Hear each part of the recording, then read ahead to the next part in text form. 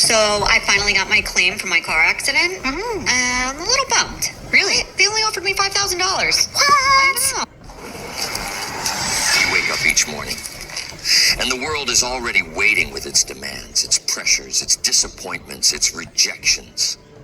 Life doesn't hold back. It doesn't pause to ask if you're ready. It simply arrives. And if your mind isn't strong, if it isn't toughened, those pressures will bend you, break you, and eventually crush you. I've seen it happen. People with talent, skill, and opportunity, but no mental toughness. The first storm of life came, and they crumbled. The first sign of rejection, and they folded. The first big failure, and they never recovered. It wasn't that life was harder on them than on anyone else. It's just that their minds weren't ready. See, the world doesn't go easy on anyone. It has challenges for the rich and the poor, the educated and the uneducated, the young and the old. No one escapes it. Life tests everyone. And the only difference between those who endure and those who collapse is the condition of the mind. That's why I say, toughen your mind or the world will break it. Now, toughening the mind doesn't mean becoming cold or unfeeling. It doesn't mean ignoring the pain, the loss, or the disappointments. It means developing a kind of resilience, a toughness that allows you to bend without breaking, to feel the weight of life without collapsing under it. It's a strength that comes from discipline, perspective, and preparation. Years ago, Mr. Schoaf told me something that has stayed with me to this very day. He said, "Jim, don't wish it was easier. Wish you were stronger." That's the essence of mental toughness, and I try to live by that. Because see, the world isn't going to suddenly ease up because you ask nicely. Problems won't disappear because you hope they would, but you can change. You can grow. You can become someone capable of handling more, enduring more, accomplishing more. That's the whole idea of toughening your mind. Think about it. When you prepare yourself mentally, you're no longer a victim of circumstances. You stop waiting for conditions to be perfect, or for people to treat you fairly, or for luck to finally land in your lap. Instead, you step into life with strength. You face what comes without falling apart. And that is what separates those who build extraordinary lives from those who live in quiet frustration. So the question isn't whether life will be tough. It will. The question is whether you will be tough enough to face it. And if you're not, then you've got some work to do. Because every day you delay in strengthening your mind, the world gets another chance to break it. And believe me, the world doesn't run out of chances. That's why we're here. To talk about the practices, the disciplines, the choices that will toughen your mind so that no matter what comes, rejection, setbacks, hardship, you'll be able to endure it, overcome it, and even grow because of it. Because if you don't build this strength intentionally, the pressures of life will expose the weakness, and sooner or later, they'll break you. Now, I want to talk about the reality of pressure, because that's where mental toughness is first tested. Pressure comes to all of us, not just once in a while, but every single day in some form. The moment you step out into the world, it begins testing what you're made of. Sometimes the pressure is small, an irritating delay, an unexpected bill, a careless remark from someone close to you. Other times it's heavy, a career setback, a betrayal, or a sudden crisis you didn't see coming. And what pressure does is very revealing. It shows the truth. It shows whether your mind is trained or fragile. I've met people who crumble under the slightest inconvenience. A line that's too long, a project that takes longer than expected, a small disappointment, and it ruins their whole day. Why? Because their minds haven't been conditioned to handle resistance. They react instead of respond. They fold instead of flex. And when you live that way, the world has you right where it wants you, at its mercy. On the other hand, I've seen people walk through storms without breaking stride. Not because their lives were easy. Often it was the opposite. But they had built a toughness of mind that allowed them to meet pressure with composure. They didn't deny it, they didn't pretend it wasn't there. But they also didn't let it own them. They understood that the world doesn't give you an option of whether you'll face pressure. The only choice you get is whether you'll be ready for it. The truth is, life will never get easier.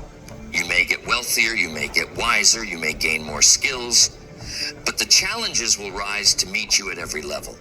Pressure doesn't stop. The only way forward is to get stronger, to build a mind that doesn't just survive difficulty, but uses it. That's the difference between those who grow and those who break. One turns pressure into fuel, the other gets crushed by it. And here's what makes it interesting. The world doesn't care about excuses. It doesn't pause for you to catch up. It doesn't hold back its weight until you're more comfortable. It simply applies pressure, like gravity, every single day. The question is, are you prepared? If not, the weight bends you, breaks you, even shatters you. But if you've conditioned your mind, that same weight makes you stronger. It becomes your resistance training. That's why mental toughness is not optional. It's not a luxury. It's survival. Because without it, everything around you dictates how you live. But with it, you begin to dictate how you live, no matter what happens around you. And that's the turning point. That's when pressure no longer defines you. You define yourself through pressure. Discipline is where toughness begins. It doesn't start with the big events of life, the dramatic trials or the sudden storms. Toughness is born in the ordinary. It's built in the morning when the alarm rings and you get up instead of rolling over. It's shaped when you keep your word, even when it's inconvenient. It's strengthened when you choose not to cut corners, even though no one's watching.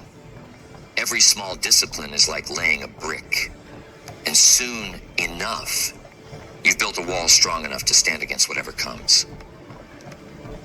Some people wait until trouble hits before they think about getting strong. But by then, it's too late. When the storm arrives, you don't rise to the occasion. You fall back on your preparation.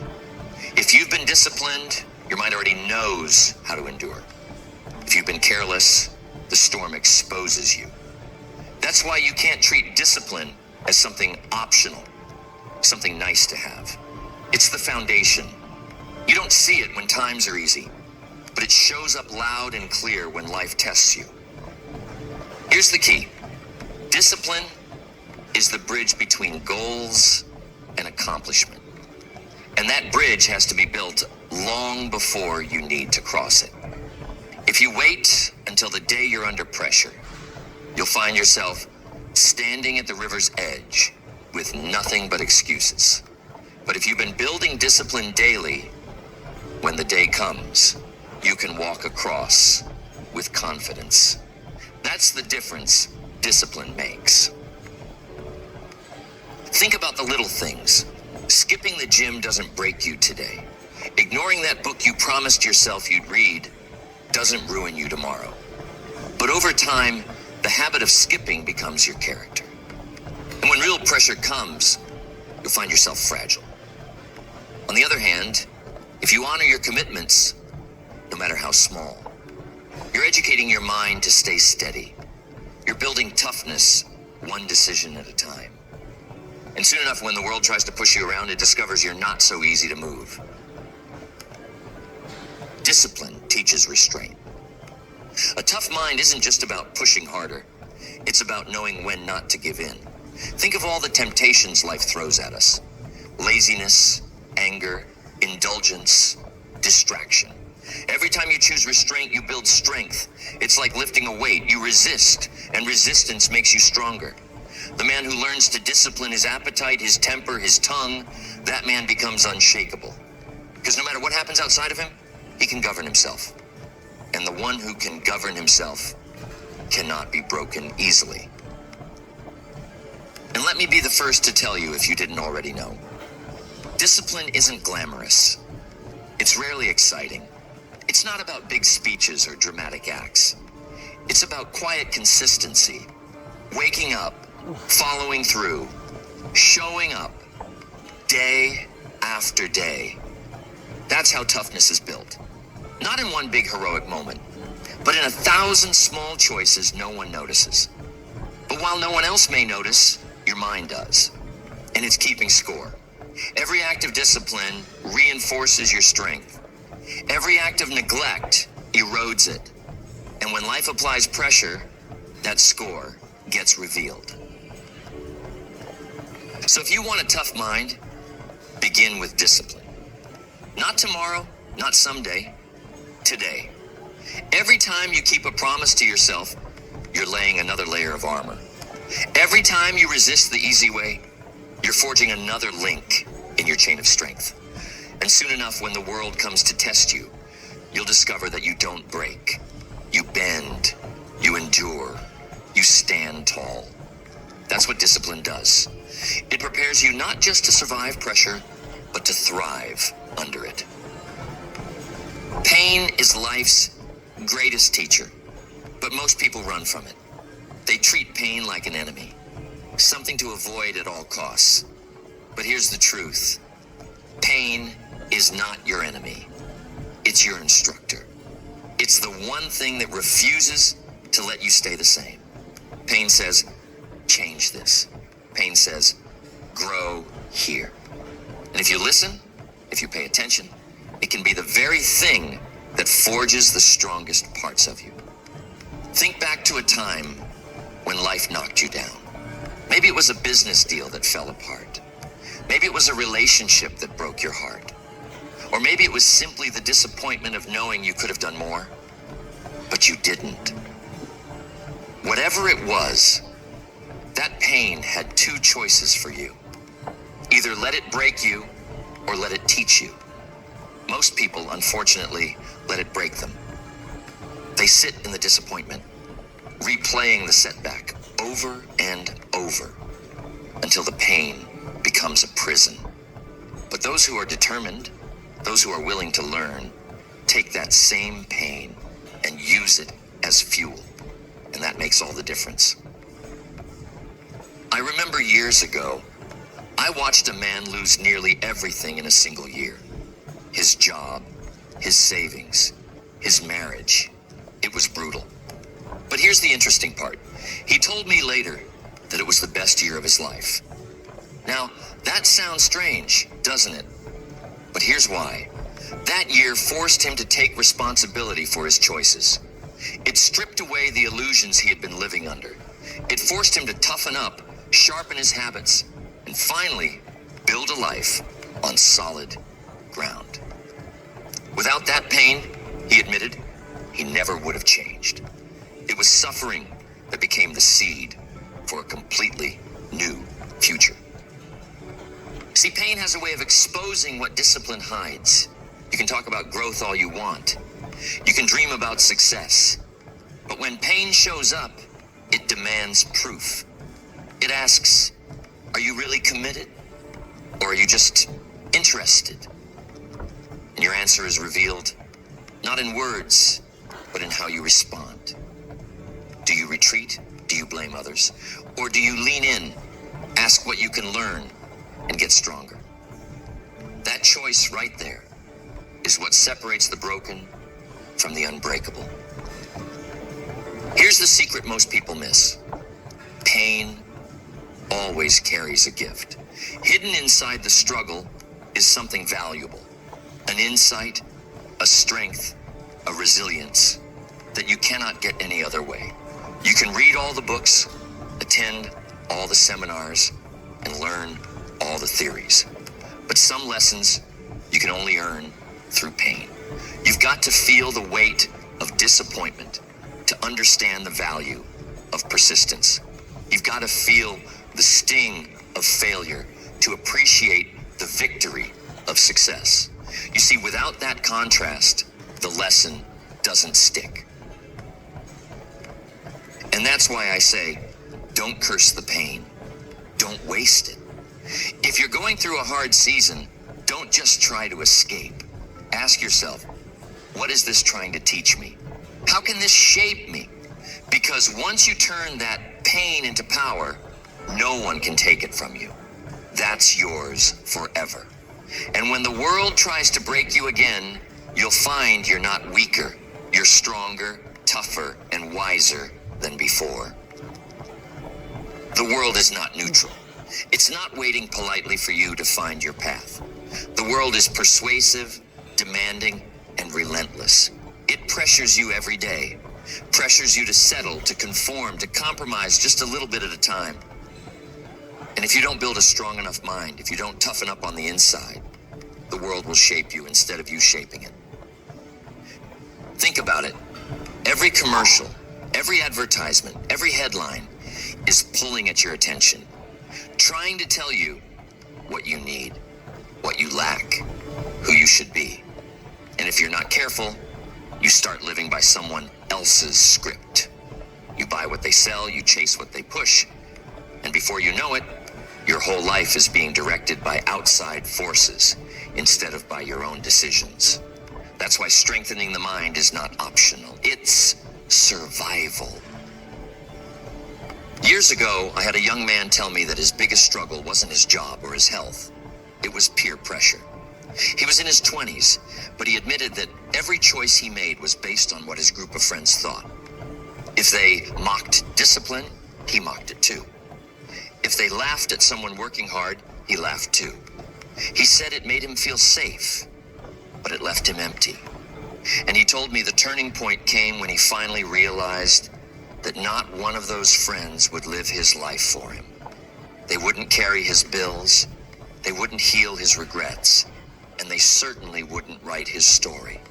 That was his responsibility. See, that's the danger of the world's pressure. It's subtle. It doesn't always show up as a big shove. It shows up as little nudges. A suggestion here, an expectation there. A raised eyebrow when you don't go along. And if you give in just a little at a time, you wake up years later wondering why your life doesn't look anything like the one you dreamed of. You gave the world too much say in how you lived. That's why you've got to build the habit of resistance. And I don't mean resisting everything. I mean resisting the wrong things. Resisting the pull toward laziness when discipline is what you need. Resisting the temptation of shortcuts when integrity is required. Resisting the crowd when the crowd is going in the wrong direction. That takes courage. That takes strength of mind. And that strength only comes from practice, making small daily choices to stand your ground when it matters. Look, if you don't set your own sail, you'll end up wherever the wind takes you. The world has 1,000 winds trying to blow you somewhere. Distraction, temptation, criticism, fear. And if you don't have a firm grip on your own direction, you'll drift. You'll end up at the wrong destination, wondering how you got there. The only way to avoid it is to toughen your mind so you can hold the course no matter how strong the wind blows. The real test of a strong mind isn't when everything is calm. It's when the pressure is the highest. It's when people are telling you, come on, don't be so serious, or why bother with all that discipline? That's the test. And if you can stand there, steady, unmoved, and still live by your principles, that's when you know you've built something solid inside. That's the kind of strength the world cannot break.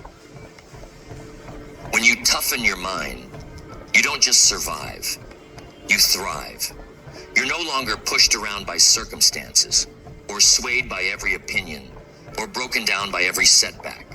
Instead, you find yourself walking taller, with a different kind of confidence, not arrogance, but quiet strength. And people notice. They can see that you've got something inside that doesn't bend so easily. And the reward of that strength is freedom.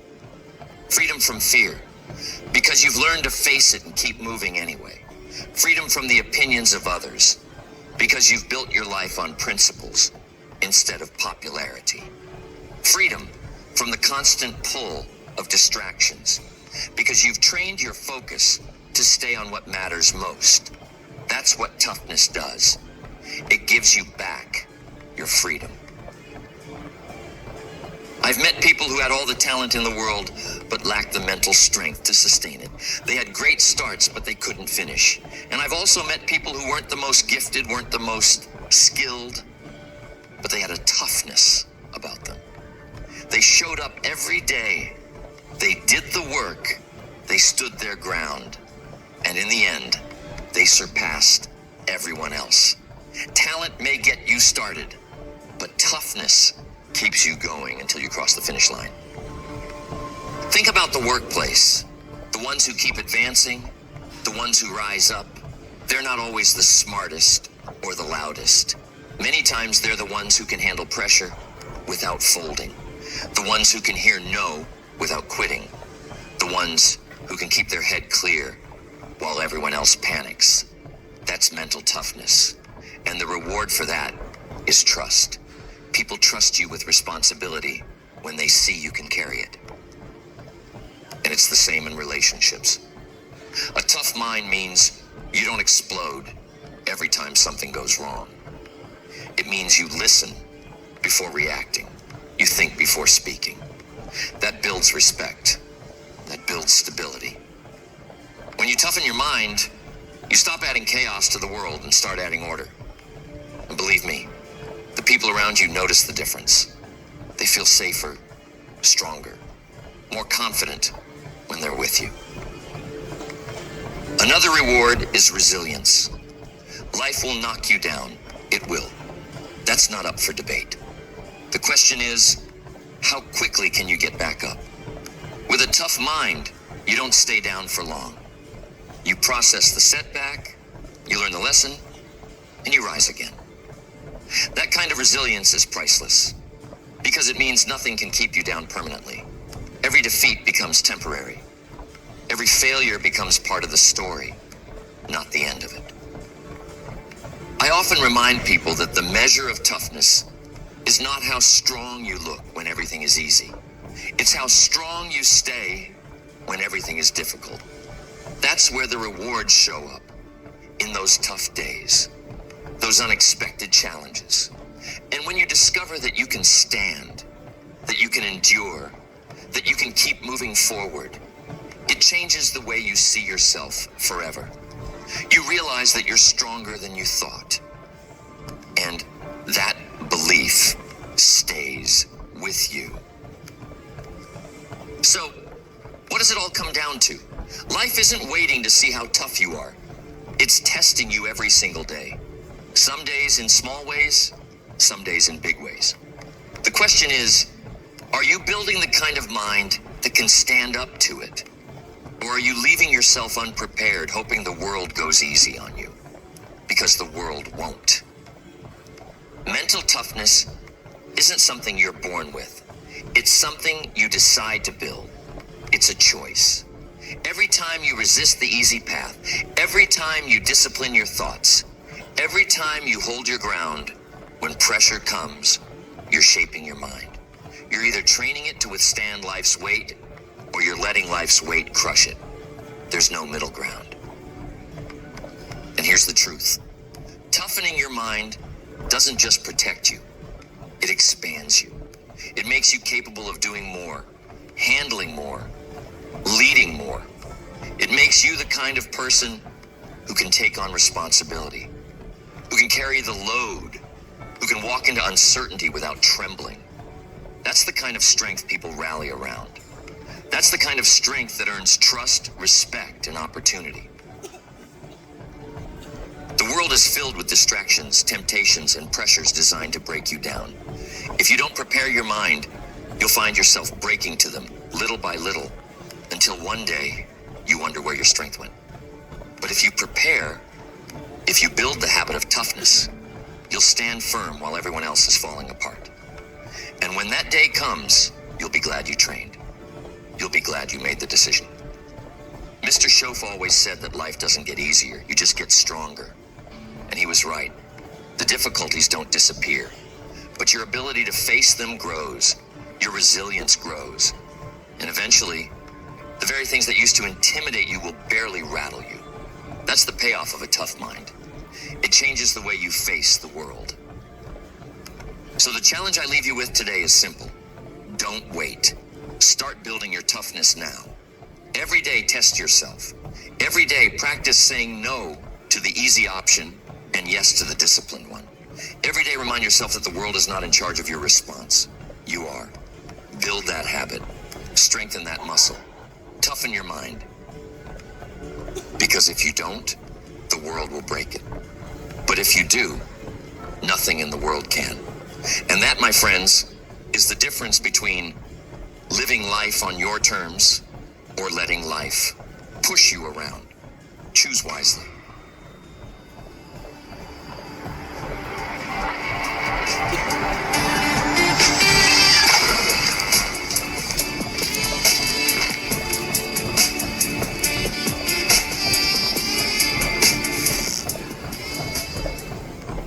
At Granger, we're for the ones who pay attention to every little detail. The ones who fuss, tinker, and sweat the small stuff. Because you know the tiniest thing can make the biggest difference when it comes to keeping business moving. We get it. We're the same way, offering access to product experts to help you quickly and easily find what you need. So whatever your industry, you know you're always getting professional-grade products. Call, click Granger.com, or just stop by. Granger, for the ones who get it done. They avoid it. And it's the one thing that could save them. They avoid the mirror. Not just the glass one they look into while fixing their hair in the morning, but the one that shows their true condition. The mirror of accountability. And the reason is simple. It's uncomfortable. It's uncomfortable to face yourself honestly. It's easier to point outward. It's easier to say it's the job, it's the boss, it's the government, it's the parents, it's the economy. It's easier to cast the blame somewhere else than to stop, look straight into that reflection, and admit the truth. No, it's me. I need to change. You see, avoidance feels safe. It gives temporary comfort. But the problem is, comfort without accountability only delays the pain. And the longer you delay it, the bigger it grows. I've seen it over and over again. People know the steps to take. They know what discipline looks like. They've read the same books you and I have read, but nothing changes. Why? Because they refuse to tell themselves the truth. They'd rather say maybe tomorrow instead of it has to be today. Now here's the interesting part.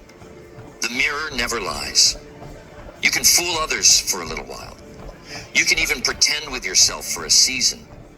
But deep down, you always know. You know when you didn't give your best effort. You know when you skipped the commitment you promised yourself. You know when you chose comfort over growth. And that knowledge, it eats at you. That's why so many people live restless lives, not because they don't know what to do, but because they've stopped holding themselves accountable to do it. Mr. Schoaf always said that if you want to know the real measure of your progress, don't ask your neighbors, don't ask your coworkers, don't even ask your family. Ask the man in the mirror. He'll always give you the right answer. And he was right. When you start each day by asking yourself, honestly, if you're becoming the person you said you would become, that's when you stop avoiding and start advancing. So this is not about adding more knowledge to your plate. It's about pulling out the mirror and looking at what's already there. It's about asking the hard questions. Am I being honest with myself? Am I holding myself accountable? Am I willing to face the truth, even when it hurts? Because the truth is, Accountability may sting for a moment, but avoidance will break you for a lifetime. People usually think of accountability as something unpleasant, something heavy, something that restricts them. But the truth is, accountability is not a burden. It's the beginning of freedom. Excuses keep you trapped, but accountability sets you free. Because the moment you take ownership, you regain the power to do something about your situation. I've met so many who said if only they had a better boss, or if they had more time, they'd be healthier, or if their family supported them more, they'd be more successful. Now think about statements for a moment.